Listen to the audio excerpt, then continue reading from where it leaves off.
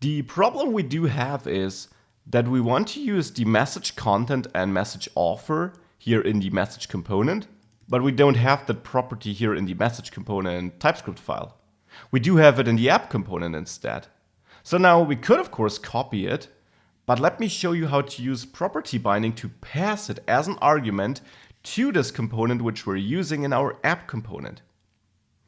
We can do this by going back to the message component TypeScript file and setting up a new property here.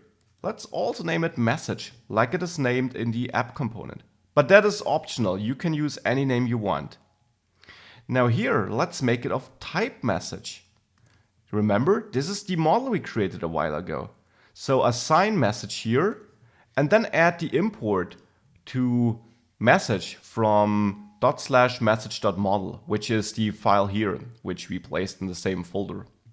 This is a simple type assignment, which now makes sure that all messages we use here have to follow the structure laid out in this model. So they have to have a username and content, and optionally also have message ID and user ID. Also these types here have to match. So with that, message should be, let's say, undefined at the beginning, so let's not assign a value.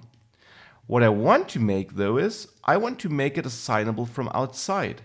So I will add @input here from @AngularCore. So make sure to add this import at the top too. And don't forget the parentheses. Now what this will do is, it allows me in my app component HTML file where I use my component here, the app message component, to pass an argument by adding squared brackets, then message, which is the name of the property set up here, and then whichever value I want to pass.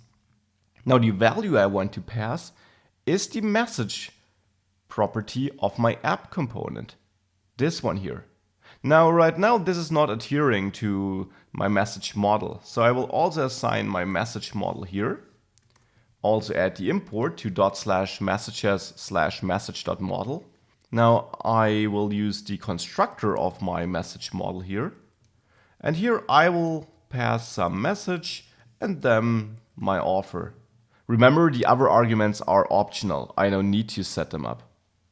So with that, this is my new message property in the app component, and I'm passing this message property as an argument here between the quotation marks to the message, and these names match but they don't have to match, to the message property in my message component.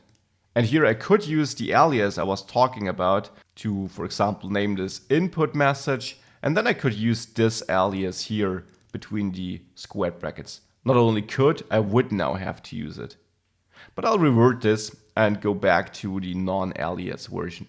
So let me quickly remove it here. Now with this in place, if I save this and let it recompile, I can reload the application. And now we see the content again. We don't see the offer because it's now no longer named offer, but instead username.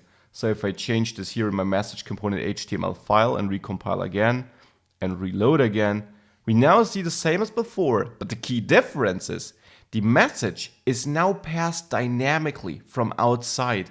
And this is a huge and very important feature Angular 2 offers you, which allows you to really make your application dynamic and communicate between your components, which is of course very important because you often need to do that.